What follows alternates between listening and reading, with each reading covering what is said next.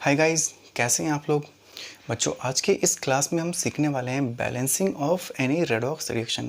कि आज की क्लास में हम सीखेंगे कि किसी भी रेडॉक्स रिएक्शन को हम किस तरीके से बैलेंस करते हैं। ठीक है, देखो, जैसा हमने नर्सरी क्लास में सीखा है कि किसी भी ऑर्डिनरी इक्वेशन को अगर हमें बैलेंस करना है तो हमारे पास में एक मेथड है, बहुत ही फेमस मेथड है, हिट एंड ट्रायल मेथड, जिसमें हम क्या करते हैं, स्टोइचियोमेट्री कोफिशिएंट्स की अलग अलग वैल्यूज़ को पुट करके चेक करते हैं कि भाई अपने जितने एटम्स रिएक्टेंट साइड में थे उतने ही एटम्स प्रोडक्ट साइड में है या नहीं है। ठीक है, अब देखो, रेडॉक्स रिएक्शन के साथ में कुछ दूसरी ही बातें होती है। रेडॉक्स रिएक्शन क्या है? अपनी वो रिएक्शन है जिसमें एटम्स के साथ साथ हमें चार्ज को भी बैलेंस करना होगा। अब ये चार्ज कहाँ से आते हैं? देखो, रेडॉक्स रिएक्शन में क्या होता है, जो सेंट्रल एटम, किसी भी कंपाउंड के सेंट्रल एटम के ऑक्सीडेशन नंबर भी चेंज होते हैं। तो ऑक्सीडेशन नंबर चेंज होंगे तो सेंट्रल एटम के चार्जेस भी चेंज होंगे, है ना। तो हमें एटम्स के साथ साथ चार्ज को भी बैलेंस करना होगा। तो मतलब कुल मिला के बात यह है कि हम किसी भी ordinary hit and trial method से हम बैलेंस नहीं कर सकते हैं इसे। तो भाई बैलेंस कैसे करेंगे? तो देखो, रेडॉक्स रिएक्शन को बैलेंस करने के लिए अपने पास में टोटल 2 स्टैंडर्ड मेथड्स हैं। First one is ion electron method and second one is oxidation number method. Ion electron method को हम लोग ऑलरेडी डिस्कस कर चुके हैं और आज की इस क्लास में हम लोग बात करेंगे ऑक्सीडेशन नंबर मेथड। तो चलिए शुरुआत करते हैं ऑक्सीडेशन नंबर मेथड की। Balancing of redox reaction using oxidation number method.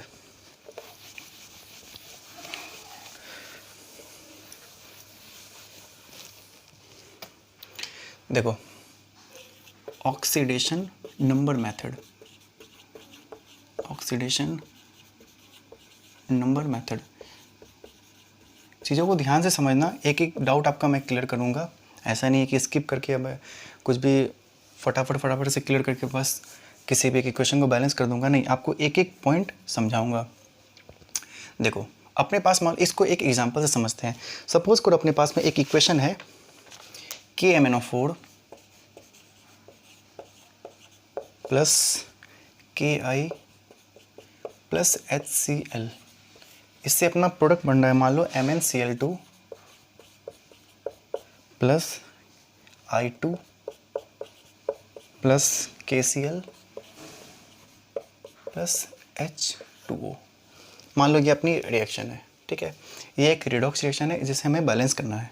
ठीक है, देखो, इसमें हमें एटम्स के साथ साथ हर एक कंपाउंड के सेंट्रल एटम के चार्जेस को भी बैलेंस करना होगा। तो इसके लिए हम क्या करेंगे, सबसे पहला अपना स्टेप होता है स्टेप नंबर 1। क्यों ना हम जितने भी कंपाउंड्स हैं उनको उनके आयंस के फॉर्म में ब्रेक कर दें। देखो, अगर हम आयंस के फॉर्म में ब्रेक कर दें तो हमें चार्ज को बैलेंस करने में काफ़ी आसानी होगी।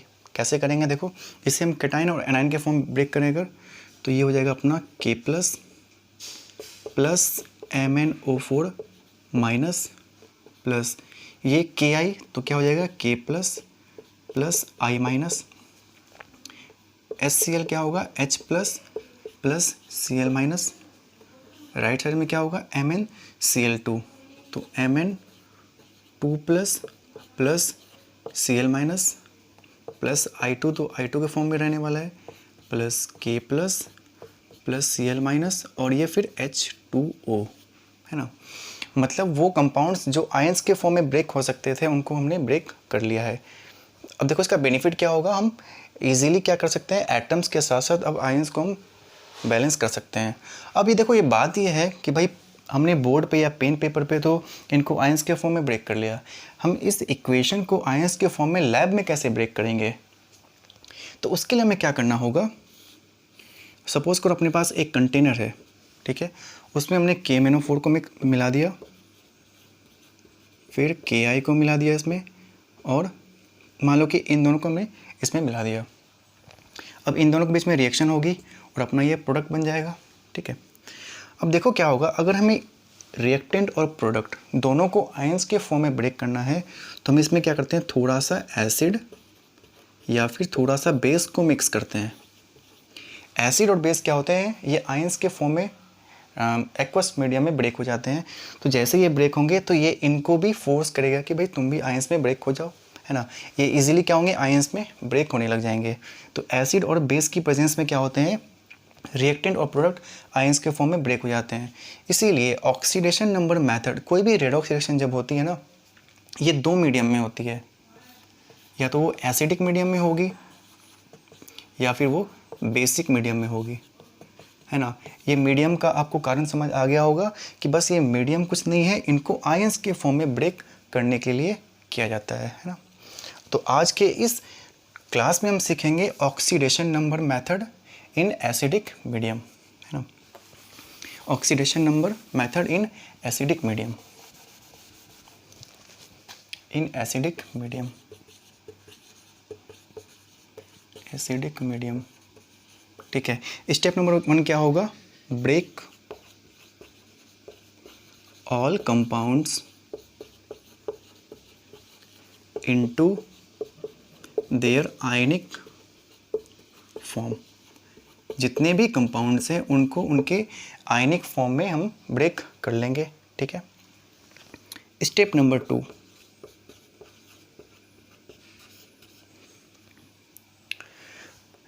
अब देखो, रिमूव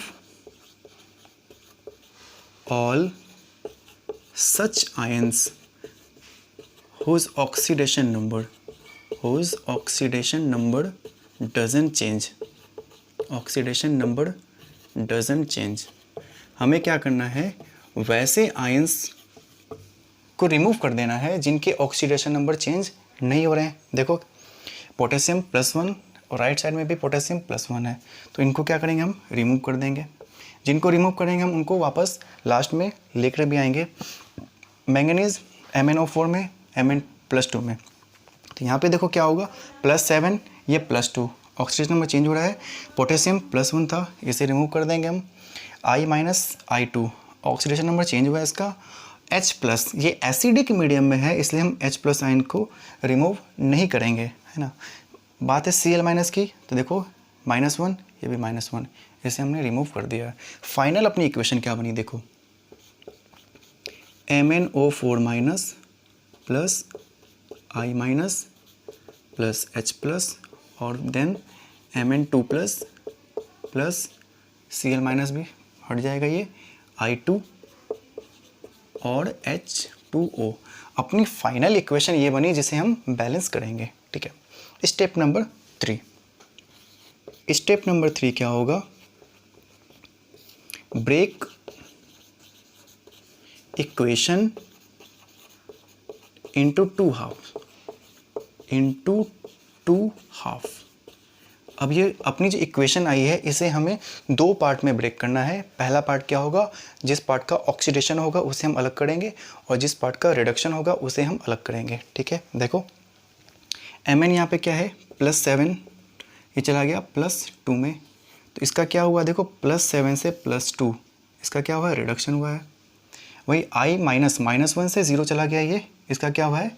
ऑक्सीडेशन, है ना। तो क्या लिखेंगे हम? Mn रिडक्शन हाफ, पहले लिखते हैं reduction half, reduction MnO4- convert हो गया Mn2+ में, और ऑक्सीडेशन हाफ जो होगा उसे मैं यहाँ लिख देता हूँ I-, ये कन्वर्ट हो गया I2 में, ठीक है भाई। देखो कितने का चेंज आया? मैंगनीज +7 से चला गया +2 में, चेंज कितने का आया? चेंज निकालो, चेंज आया है 5 का। इसमें चेंज कितने का आया? -1 से 0, तो 1 का चेंज आया, है ना, ठीक है। Next step, step number 4, step number 4, एक एक स्टेप करके आपको मैं क्लियर बता रहा हूँ। देखो, ये मेथड जो है ना काफ़ी इजी है और बहुत ही कम टाइम में ये अपनी इक्वेशन को बैलेंस करके दे देगा। अभी तो मैं काफ़ी डिटेल में बता रहा हूँ, इससे थोड़ा टाइम लग रहा है। देखना, step number 4, step number 4, cross multiply equations by change in oxidation number, change in oxidation number. देखो, अब इस इक्वेशन में ऑक्सीडेशन नंबर चेंज 5 का आया था और इसमें 1 का आया है, तो क्या करेंगे हम इस इक्वेशन को 5 से मल्टीप्लाई कर देंगे और इस इक्वेशन को 1 से मल्टीप्लाई करेंगे, तो अपना क्या हो जाएगा, देखो MnO4 into 1 MnO4 minus plus 5i minus इसको 5 से मल्टीप्लाई कर दिया मैंने, इधर में क्या हो जाएगा अपना Mn2 प्लस इसे हम 1 से मल्टीप्लाई करेंगे और इधर में I2 को किससे मल्टीप्लाई करेंगे 5 से। इस चीज़ को समझ लो कि क्रॉस मल्टीप्लाई किससे करना है, जो इसका ऑक्सीडेशन नंबर चेंज इस इक्वेशन का आया है उसको हम मल्टीप्लाई करेंगे इस इक्वेशन से, और इस इक्वेशन का जो ऑक्सीडेशन नंबर चेंज आया है उसको मल्टीप्लाई करेंगे इस इक्वेशन से, तो अपनी ये इक्वेशन आ गई। ठीक है, step number 5 balance all atoms except hydrogen and oxygen. अब इस इक्वेशन में हमें हाइड्रोजन और ऑक्सीजन को छोड़कर सभी एटम्स को हमें बैलेंस करना है। देखो कैसे बैलेंस करेंगे, MnO4 minus plus 5i minus Mn2 plus 5i2 है ना। मैंगनीज 1 मैंगनीज, ऑक्सीजन को बैलेंस हमें बाद में करना है। आयोडीन कितने हैं 5, यहाँ 10, तो क्या कर सकते देखो इसे हम 5/2 अगर कर दें तो अपना बैलेंस हो गया। देखो 5 आयोडीन और ये 5 आयोडीन, अपना एटम बैलेंस हो गया। Next step number 5 step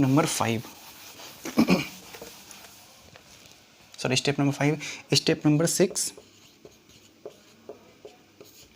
balance oxygen by adding H2O। हमें अब क्या करना है, ऑक्सीजन को बैलेंस करना है H2O की हेल्प से। तो देखो MnO4 minus plus 5i minus ये Mn2 प्लस 5/2i2 है ना। देखो ऑक्सीजन लेफ्ट साइड में कितने हैं 4, राइट साइड में क्या कुछ भी नहीं है, तो लिख दिया 4H2O, ऑक्सीजन बैलेंस हो गया। Next step number 7 balance. अब अगले स्टेप में हम हाइड्रोजन को बैलेंस करेंगे, balance hydrogen by adding H plus ion है ना। देखो ये इक्वेशन हम बैलेंस कर रहे हैं एसिडिक मीडियम में, तो हम H प्लस आयन ले सकते हैं हाइड्रोजन को बैलेंस करने के लिए। देखो कैसे क्या होगा, MnO4 minus plus 5i minus Mn2 plus 5/2i2 plus 4H2O, अपनी ये इक्वेशन है। देखो राइट साइड में कितने हाइड्रोजन है 8 और लेफ्ट साइड में कितने हैं, एक भी नहीं है, तो हम लिख सकते हैं 8H प्लस। ये अपना हाइड्रोजन देखो बैलेंस हो चुका है ना। ठीक है, अब देखो यहाँ पे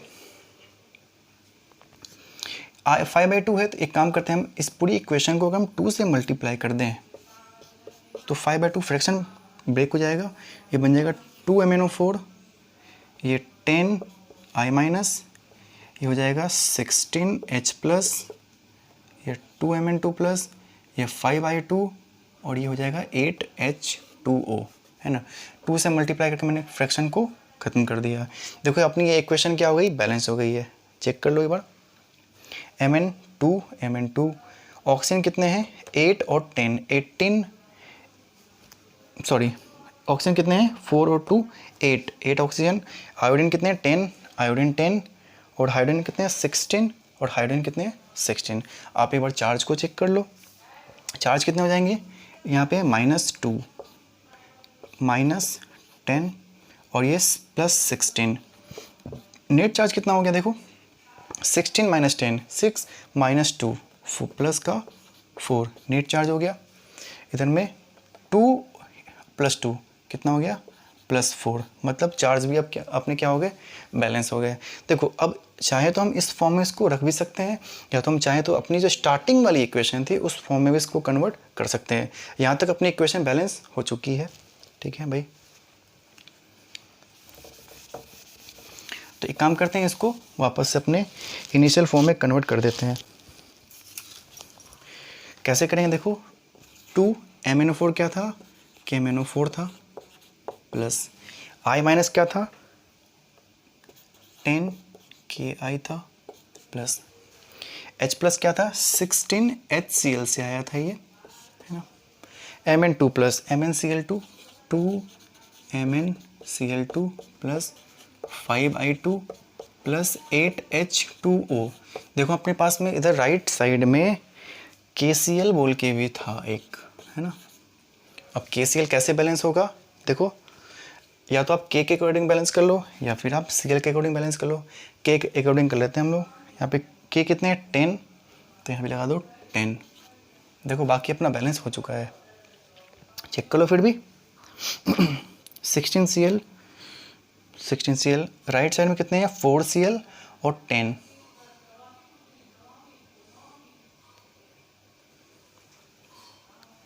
सॉरी 2 × 2 4 और 10 14Cl। के कितने हैं यहाँ पे, सॉरी 10K प्लस 2 12K, है ना। तो 12K हो गए यहाँ पे। और राइट साइड में भी कितने, लेफ्ट साइड में कितने हैं, 12K। और Cl की बात करें तो Cl कितने, देखो 16Cl। और राइट साइड में कितने होंगे, 4 और 12 16Cl हो गए। मतलब अपनी ये पूरी इक्वेशन क्या हो गई है, बैलेंस्ड। ठीक है, तो इस मेथड से हम लोग किसी भी तरीके के रेडॉक्स रिएक्शन को बैलेंस कर सकते हैं। ठीक है, तो आज की क्लास में हम लोग यहीं पर रखेंगे। नेक्स्ट क्लास में मिलते हैं नए टॉपिक के साथ। बच्चों आप लोगों से एक रिक्वेस्ट है कि YouTube पे बिल्कुल मैं नया हूँ, आप लोगों की सपोर्ट की बहुत ज़्यादा ज़रूरत है ना। देखो कोई भी अगर मेहनत करता है तो जितनी ज़्यादा सपोर्ट मिलता है ना, उतनी ज़्यादा हम मेहनत करने की इच्छा भी होती है। तो आप लोग बिल्कुल सपोर्ट करें, सब्सक्राइब करें चैनल को और अपने दोस्तों के साथ शेयर करें। Thank you.